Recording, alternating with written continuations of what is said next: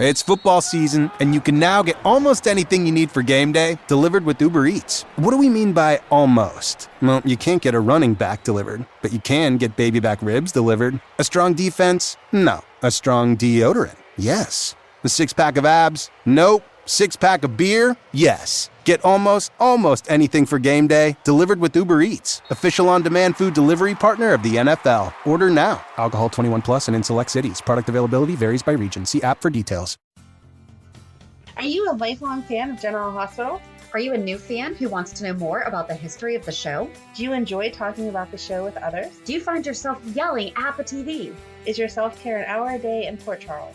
If so, we invite you to join hosts Amanda Kimmel and Shannon Coach at the place where all the hidden conversations take place and secrets are revealed. Meet us at Pier 54, a General Hospital fan podcast. Okay, she left again. All right, so we're just going to go ahead and keep going. Right, whoever wants to pop in can pop in. Exactly. So welcome to the first General Hospital fan book club meeting. I am Shannon Coach. I am one of the hosts of Pier 54, a General Hospital fan podcast. And we are here with Amanda, my co-host. Hi. Ashley, who is actually our fan of the month this year. Hello. Popping in and out. We've had someone, Catherine, popping in and out. New technology, being able to virtually meet like this, sometimes it can be difficult to figure out. So, but yeah, I'm so excited to talk about this book with you ladies. Was it what you expected, Ashley?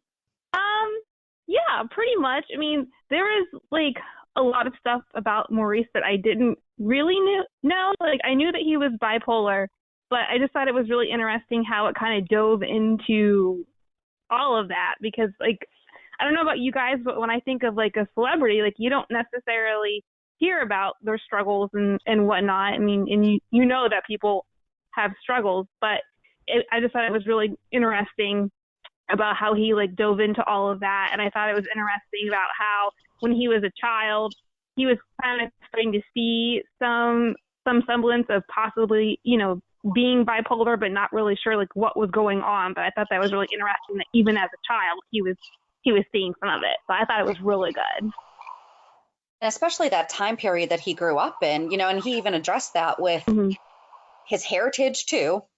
And the time period, didn't really lend to accepting mental health differences. Mm-hmm. I'm so thankful that we're in the times that we're in whenever it comes to mental health. I mean, there's still such a stigma, but back then it wasn't even talked about. It wasn't really a possibility. Like his description of being in the mental institution, it's like they didn't do anything except for drug him and keep him tied up. There was no trying to find a diagnosis or understand what his issues may have been. Mm-hmm. That may have been one of the parts I tried through.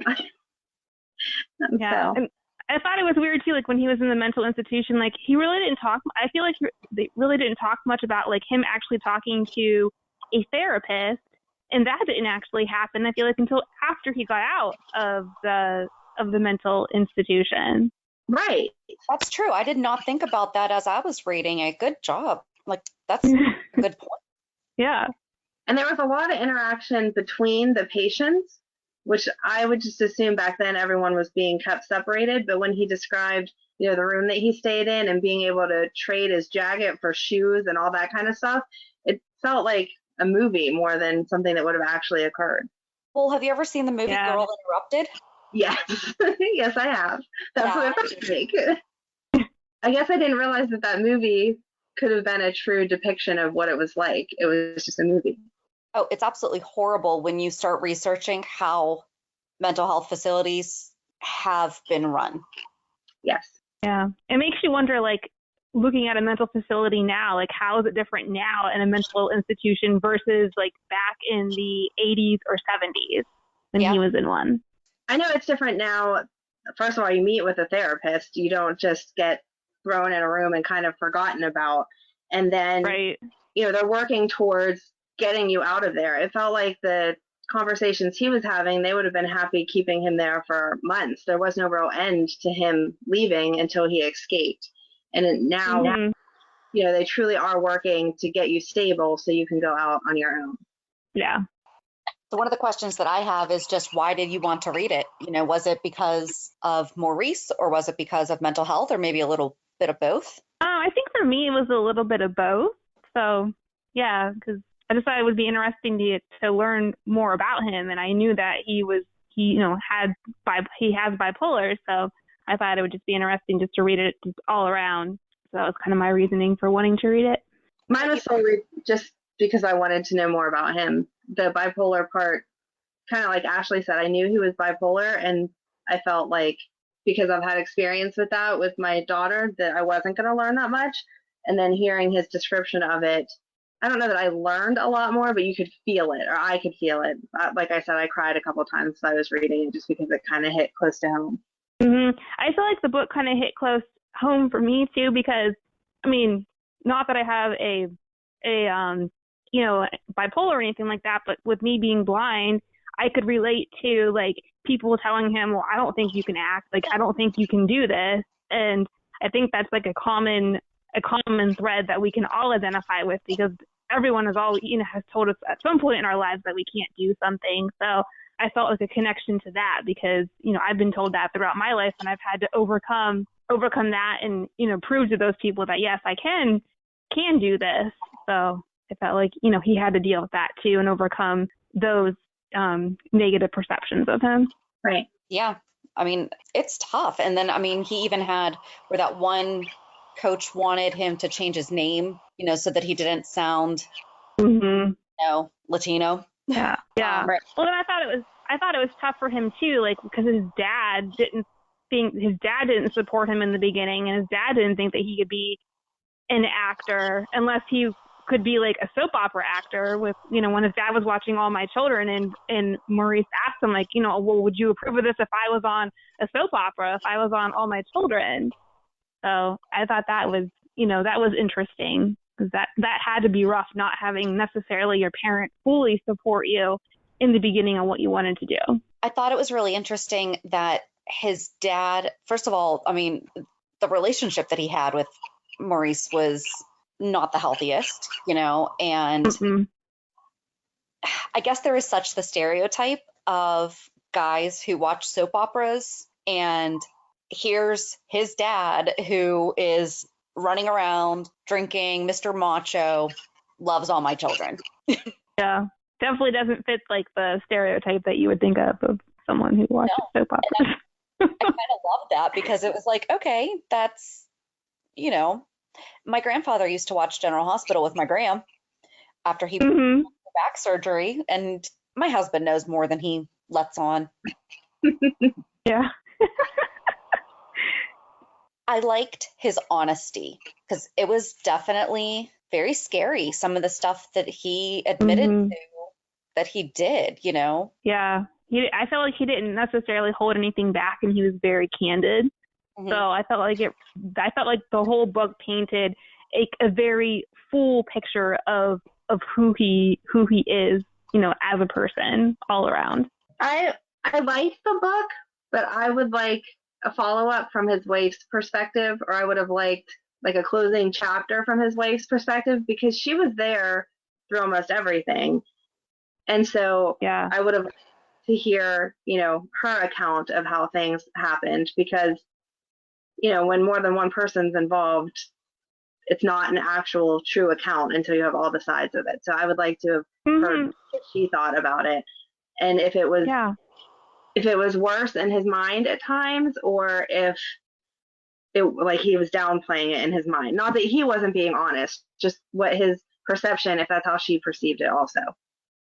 We're right, because she would have a different perception than him, because everything that he was describing, and it sounds like at points he was rotten to her. I mean, like, he was going out with other women, and like, yeah, but she loved him, and it sounds like she was just so incredibly like loyal and faithful, and like she knew, like, I love you, I'm going to stay with you, like if we're meant to be, we'll find our way back together. And it would be very interesting for us to hear her view on everything, because she was there for all of it. Right, exactly. And she was so young too. Whenever he said she was like they celebrated her 17th birthday together, that's crazy to have that perspective on life already at 17. Yeah, she sounded like she was very, very mature for her age, but she had to be, though, because the type of home she grew up in with having a drug addict mother and having to take care of your your nieces and stuff. So I definitely feel like she was probably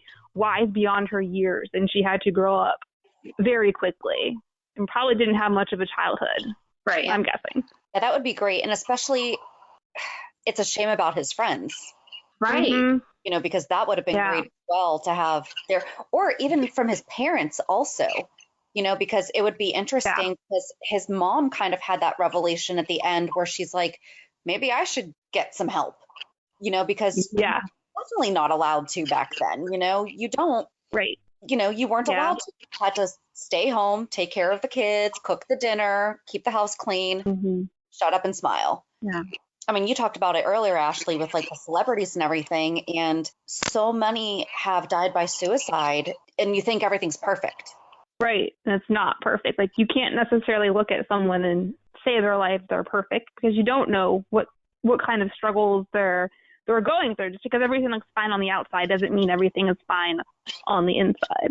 Exactly. So what did you already know about the book's subject before reading? And I would say either about Maurice or mental health. And I know that we've kind of talked about this, but well, I know the one thing I didn't know, like, I knew that he had his children. I knew he had the one daughter, Heather, but I didn't know that Heather was really Paula's sister, and that Maurice and Paula ended up adopting Heather. I did not know that. I thought that was interesting.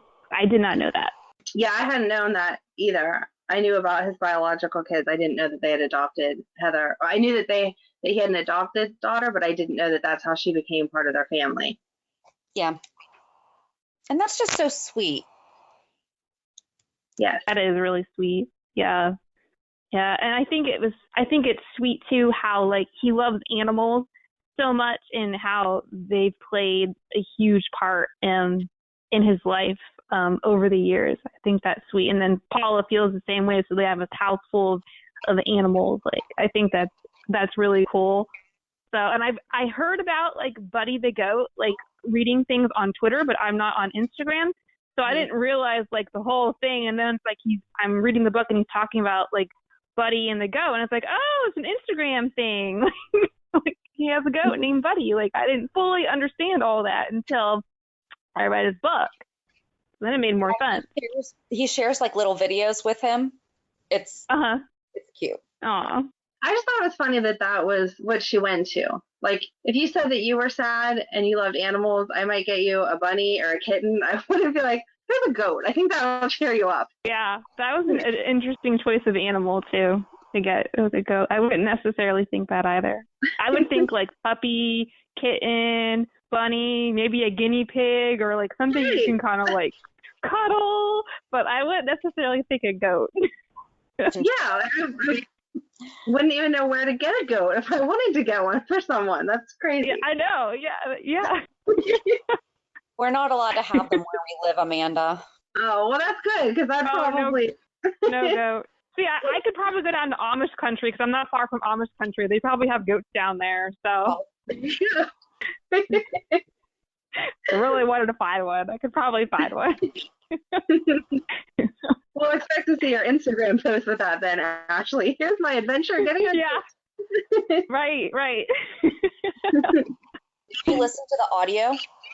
I did. Yeah, I did. What was it like hearing him? Because I read the physical book. Amanda, did you listen to audio or did you read the physical? No, I read it. Okay. I read it. So what was it like hearing him talk about it? So, like, personally, like, I love audiobooks that are being narrated by the actual author. Like, I find them, not that they're not meaningful when they're narrated by like another person, but I think it just adds another layer of meaning to the book because it's actually being narrated by the person who actually wrote the book. So I thought it was interesting. Like, at points throughout the book, as I was listening to it, there was just like different like inflections in his voice, and you could tell like he was like trying not to get emotional, and he was trying to keep like an even tone. So I'm sure it was probably, I would imagine it might be hard to actually have to like sit and, narrate your own book. But I thought it was really cool to listen to him narrate the book. I read it all in like one day. Nice. So I just like, once I started listening, I couldn't stop. And I was just I hunkered down and just finished it all in a day because it was just really good, and I love listening to his voice. So that was nice. Like the one part I thought was where like his voice kind of, you could tell that there was some emotion in his voice was, it was the part of the book where he was really upset the one day on set. Shelley Curtis kind of like talked him through it and was comforting towards him and told him like, you can do this. We'll just take it one page at a time. We'll take it one day at a time. Like it'll be okay. And he kind of, to me, it felt like his voice was, you could kind of tell like there was some inflection there and there was some emotion. So I thought that was really, really sweet because, I mean, here's this guy who's coming into work and he's starting a new job and he's not sure like if people are going to be like accepting of all this, him having bipolar. And, you know, it's one of those things where he even said like, I don't talk about it. Like that's something that you don't talk about. And he's telling these women that, you know, he works with, you know, that I have this, and they're very comforting and they were very, you know, just very okay with it. And so I thought that was really, really like nice because you definitely, you know, wonder like what would someone think, and they didn't let that stigmatize him at work, and they were willing to work with him, and they seemed like they were very, very accommodating. So I thought that was really nice. And I really enjoyed that part of the book. Don't you hate when you're listening to a great podcast and suddenly you're interrupted by an ad? I know! Thank goodness Stitcher lets us listen to our favorite podcasts like Conan O'Brien Needs a Friend, My Favorite Murder, and many more ad-free for only $4.99 a month or $34.99 a year. Go to Stitcher.com/premium to sign up today. Use promo code PEER54 for 1 month free on us. I loved every time that Paula called and canceled, and Paula called and canceled. And I was like, yeah, take charge. Yeah. I like someone over. Oh, go ahead. I thought it was interesting that he didn't like Chad Duell. Oh, I know. He was so mean. Yeah, I know. I know. Or when he was talking about when Tamara Braun was with Carly, and he's like, yeah, I made her cry. Like, oh, that's awful. Poor Tamara. Like, I liked her as Carly. I was glad to see that he apologized. Yes, and he apologized, which I thought that was good too. Yeah. Oh yeah, absolutely.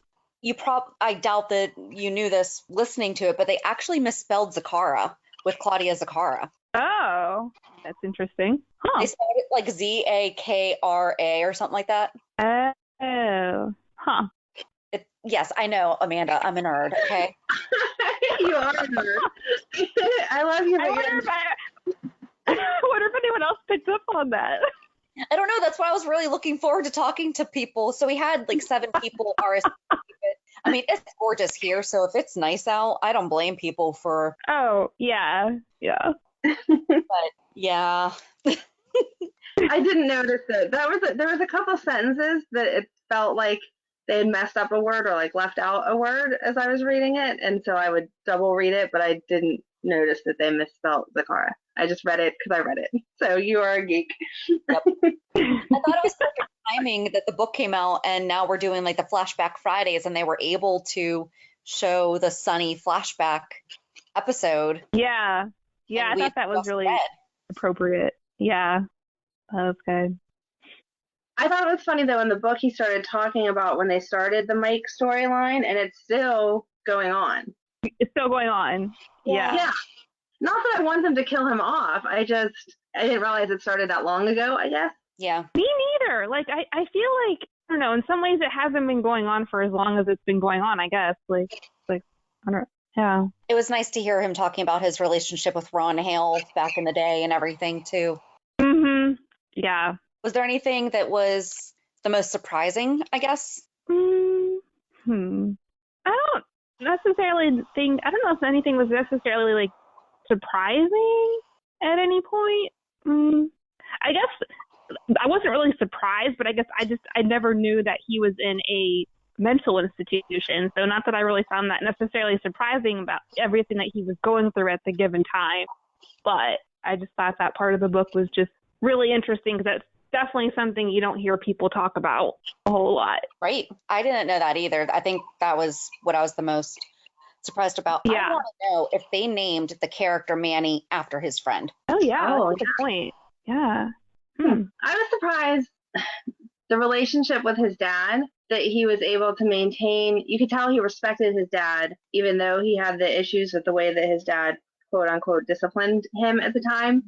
He still kept that level of respect. And like when he got the job on All My Children and he went on to be a soap actor and be successful in other ways, that he didn't throw that back in his dad's face. Because I would have been that person to be like, see, I told you and you didn't believe in me. I would have got mad and crappy about it and hostile.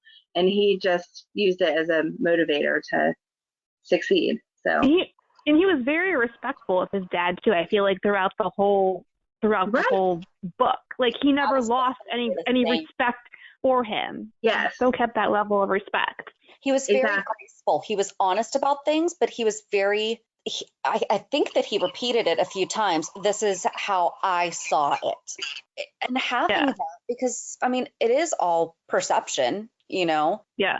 But yeah. Or when they finally had that realization with, well, your brother went through the same stuff and is fine. And he's like, but I'm not him. Right. Mm-hmm.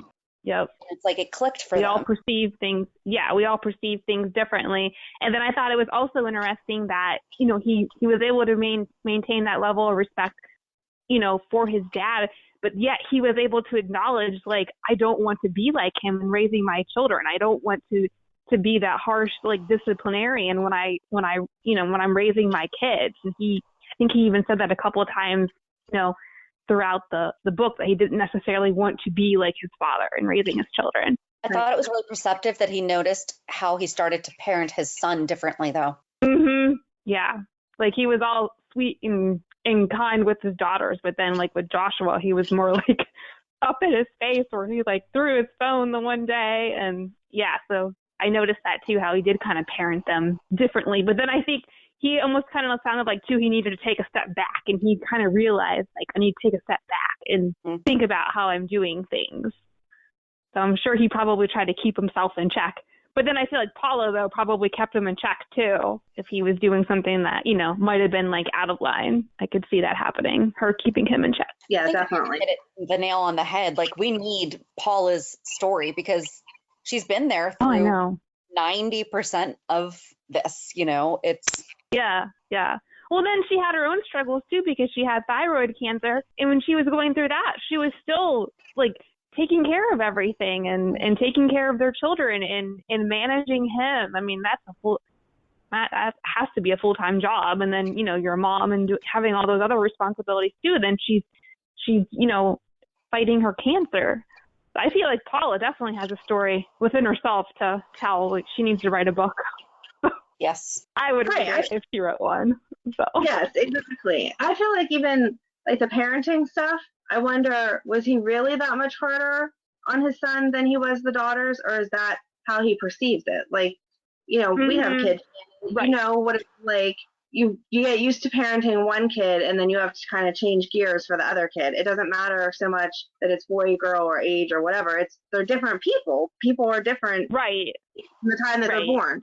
So you can't have the same disciplinarian style for each child, because every child's different.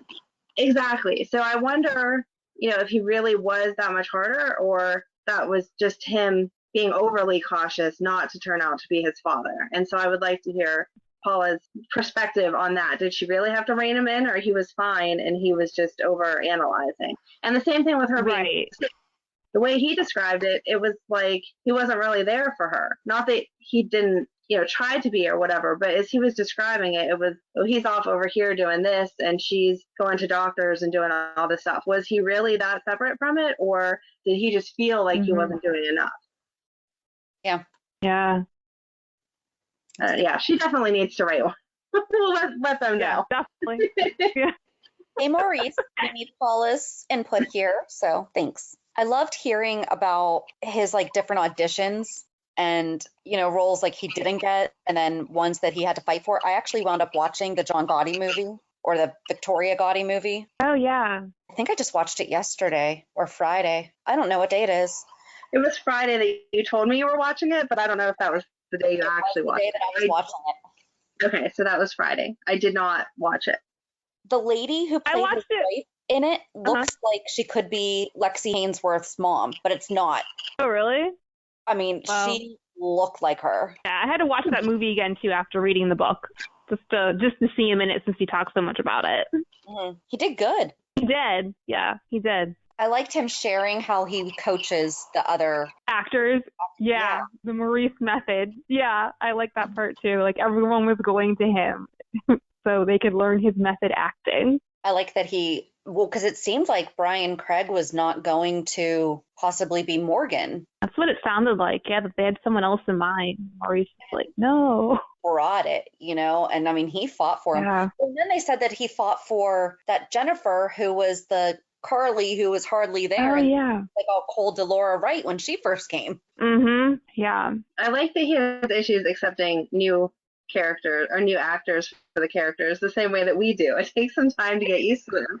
I mean, he shouldn't have been mean to them, but I feel the same way when they change it up. That's not the right person. You probably get used to working with someone after so long, and you kind of get used to the way that they do things, and you learn to rely on that person, especially if you're acting and you work closely with them. So I'm sure it has to be difficult whenever they bring a recast in to play a character when you're so used to working with that person on a daily basis. Especially like when Michael was recast. When Chad was recast as Michael, he was in the middle of the trial, or it was the beginning of the trial. Mm-hmm. So I mean, it was a heavy storyline, Yeah, he got thrown into some heavy stuff right away. Mike has been gone for a couple years, so you're kind of out of that rhythm. He wasn't. Mm-hmm. So he was able to accept Max Gale easier because he hadn't been with him. That's a really good point.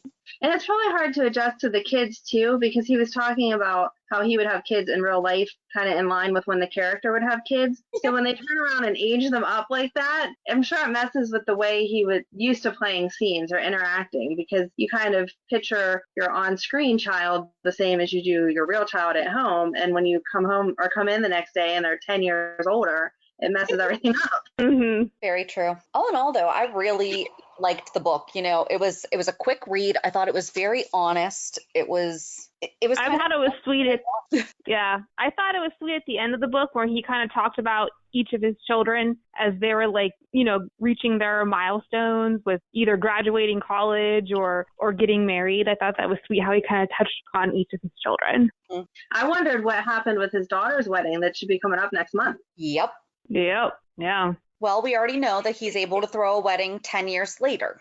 True. And in fact, that was super sweet. I thought it was really funny that her dress wasn't done, though, and he had no idea. That was a typical man who just thought it was ready in the bag closet. Yeah. How was he supposed to know that it wasn't sewn together? He probably didn't take it out to look at it. But, I mean, that's when you also call her friend and is like, hey, can you take a look at this and make sure that it's, first of all, that it still fits? I mean, let's be honest. Right, after kids. Oh, I know.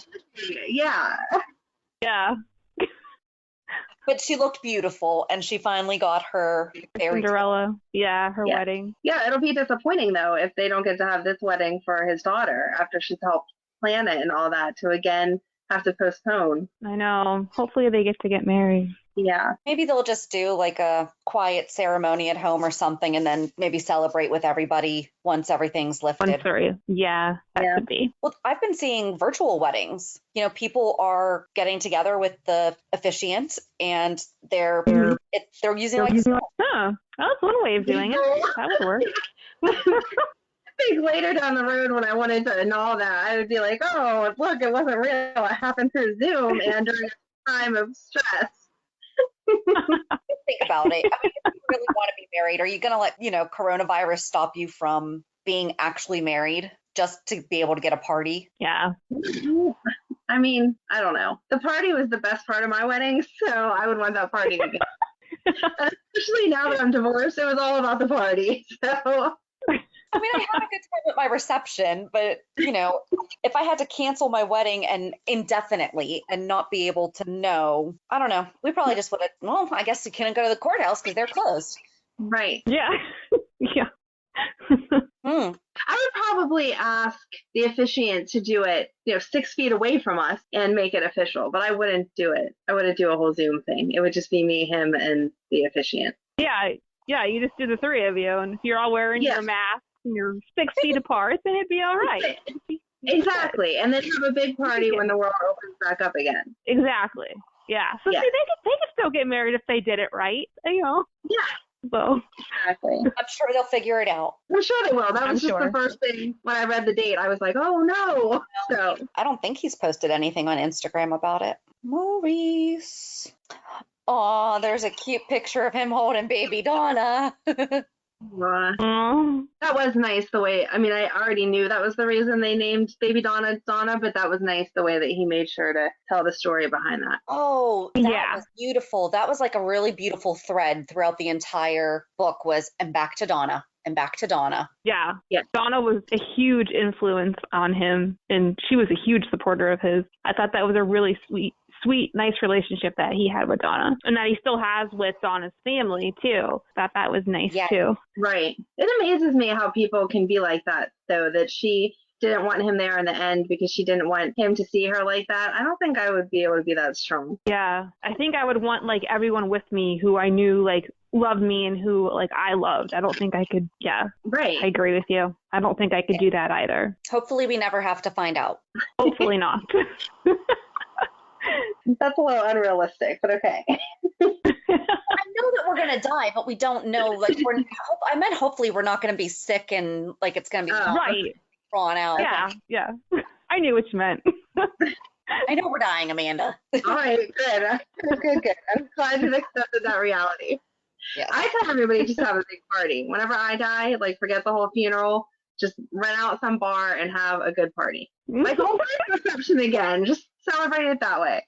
Yep. I don't think there's anything else. I mean, I could talk about it for days, but in the end, it was a good book. I just wanted more. He did a really good job of being honest and getting in depth. You understood how his life progressed and how the story went, but I still felt like in each section of his life, I would have liked more or to gone deeper. So that's why I would like his wife's viewpoint on it. Yeah. There needs to be a sequel written by Paula. Yes. Something. Exactly. Yeah. Maybe he kept it shorter because, I mean, it's not even that short of a book. I mean, it's a typical, what is it, 12-something pages? It's like 230-some pages. I mean, it's a typical book, what you think of someone writing a book. It's not, But maybe he was thinking about, okay, is anyone really going to want to read 400 plus pages? We're sitting here going, yes, we do. Yeah.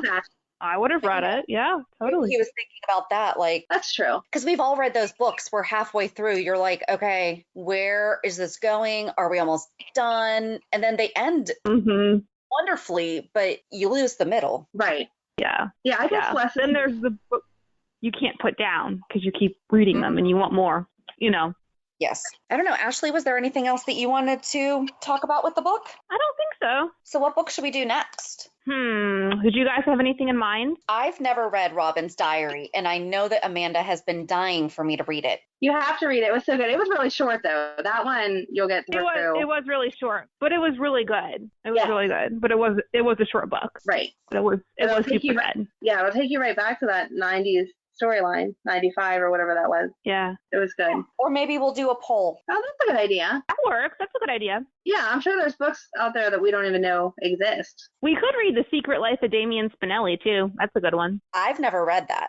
I've never read that either. It's good. All right. That's an option.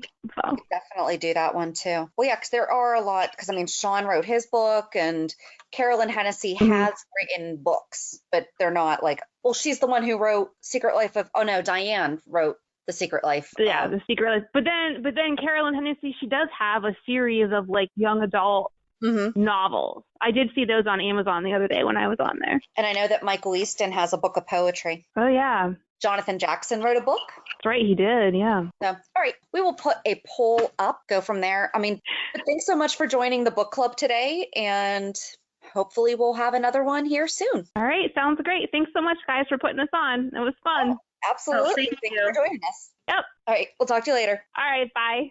Bye. Bye.